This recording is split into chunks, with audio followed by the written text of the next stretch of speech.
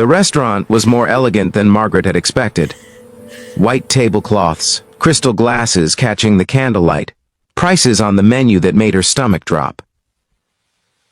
She sat across from David, a kind-faced man in his late 30s with warm brown eyes and an easy smile, and felt panic rising in her chest.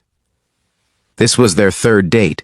They'd met at the community library where Margaret worked part-time, where David brought his 7-year-old daughter, Sophie, every Saturday morning. Their first date had been coffee at a small cafe. The second, a walk through the park with ice cream cones. Simple, affordable, perfect. But tonight, David had said he wanted to do something special. Margaret had assumed maybe a nicer cafe, perhaps a casual restaurant. Not this. Not a place where appetizers cost more than she usually spent on groceries for 3 days. At 29, Margaret was barely making it. She worked 2 jobs, the library and night shifts at a grocery store, trying to support herself and send money home to her mother, who was battling cancer 2 states away.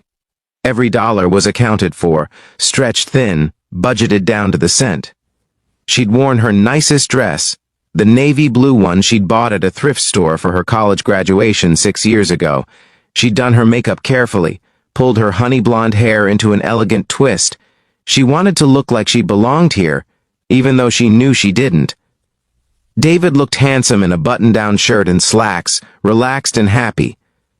"I'm so glad we could do this," he said, smiling across the table. "Sophie's with my parents tonight, so we have the whole evening." Margaret smiled back, but her hands trembled as she opened the menu. Entrees started at $35. Her heart raced. She'd brought $40 in cash, all she could spare this week. It wasn't going to be enough. Not even close. "The salmon here is supposed to be excellent," David was saying, studying his menu. "Or the ribeye. What looks good too." Margaret scanned frantically for the cheapest item. A side salad.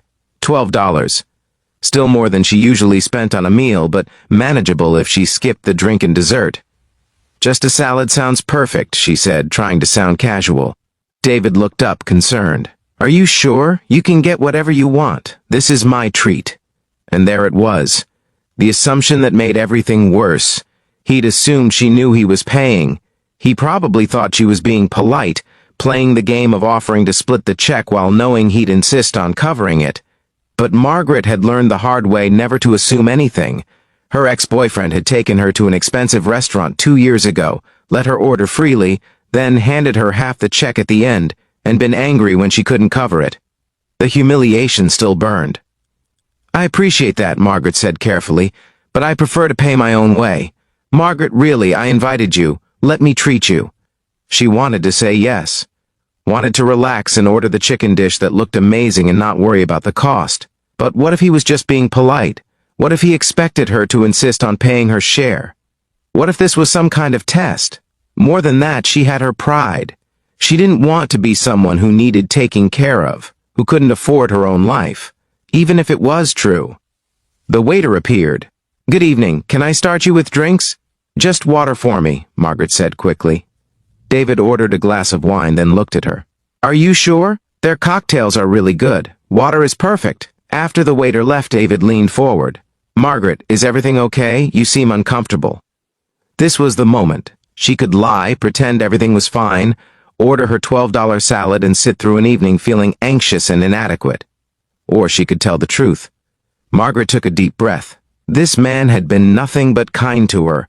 He deserved honesty. "David, I need to tell you something, and it's embarrassing, but I'd rather be honest than pretend." She met his eyes. "I can't afford this restaurant. I brought $40, which is all I can spare this week. I assumed we were going somewhere more casual. I'm sorry. I should have said something sooner, but I didn't want to seem difficult or ungrateful." The words hung in the air between them. Margaret waited for him to be annoyed, to think less of her, to make excuses and cut the evening short. Instead, David's face softened. "Thank you for telling me. That took courage." He reached across the table and took her hand. "Margaret, I asked you here because I wanted to spend time with you, not to make you uncomfortable. The location doesn't matter. What matters is that we're together. But you made a reservation, which I can cancel." He squeezed her hand gently. There's a taco truck 3 blocks from here that makes the best street tacos in the city.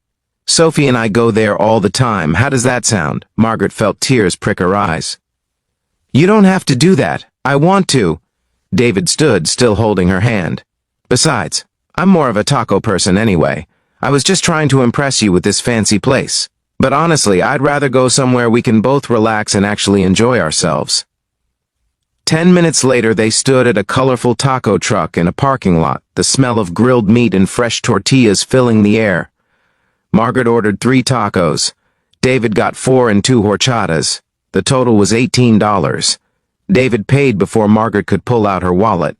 They sat at a picnic table under string lights, the atmosphere somehow more romantic than the expensive restaurant. Margaret bit into her taco and actually tasted it, not distracted by anxiety about the bill.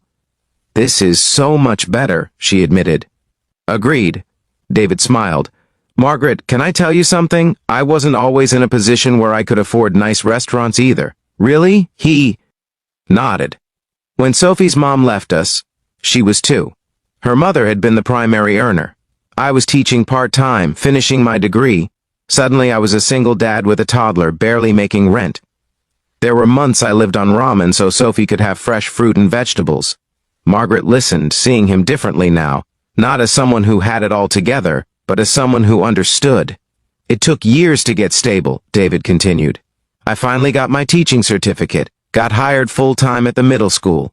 Things are better now, but I remember what it was like to count every dollar, to feel embarrassed about not being able to afford things, to feel like I was failing because I couldn't give Sophie everything I wanted to give her. You're an amazing father, Margaret said softly. Sophie adores you. I try. But my point is, I understand where you're coming from, and I need you to know that I don't care about expensive dates or impressing each other with how much we can spend. I care about getting to know you, the real you. The person who works 2 jobs and sends money to her sick mother because family matters more than anything.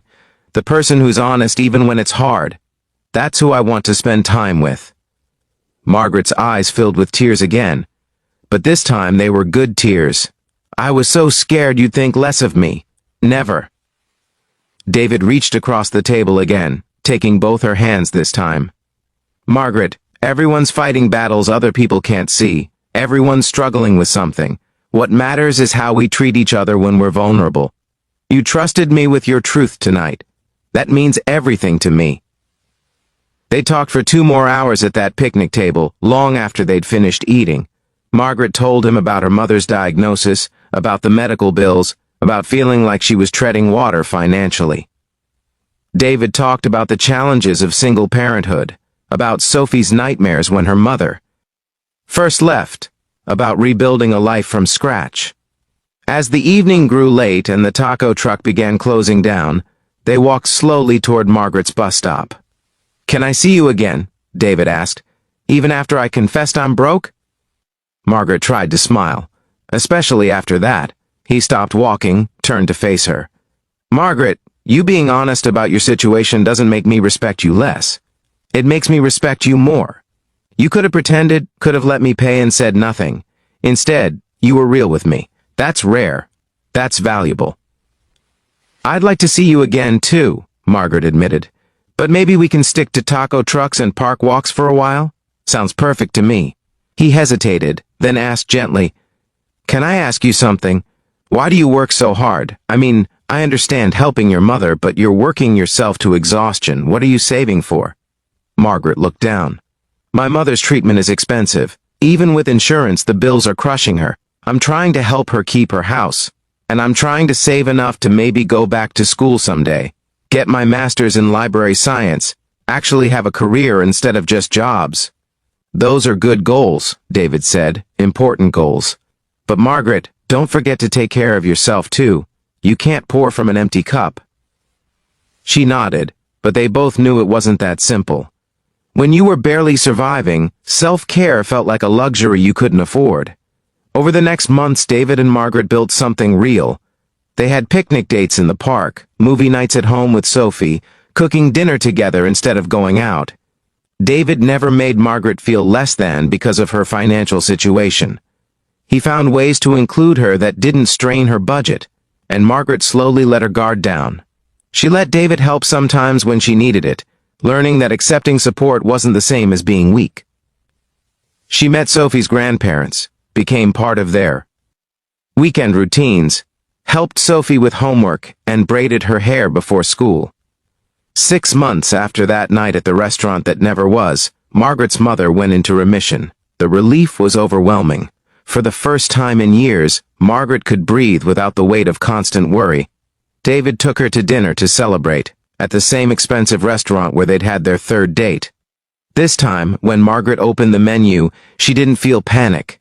David had already told her he was treating, that this was a celebration, and she trusted him enough to accept it. But more than that, she'd gotten a raise at the library. She was taking online classes toward her master's. Things were still tight, but they were improving. She was climbing out of the hole, one day at a time. "You know what I remember about this place?" David asked as they looked at their menus. "That we never actually ate here?" He smiled.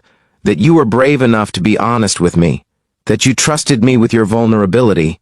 That's when I knew you were someone special. Someone I could build something real with." Margaret reached across the table and took his hand.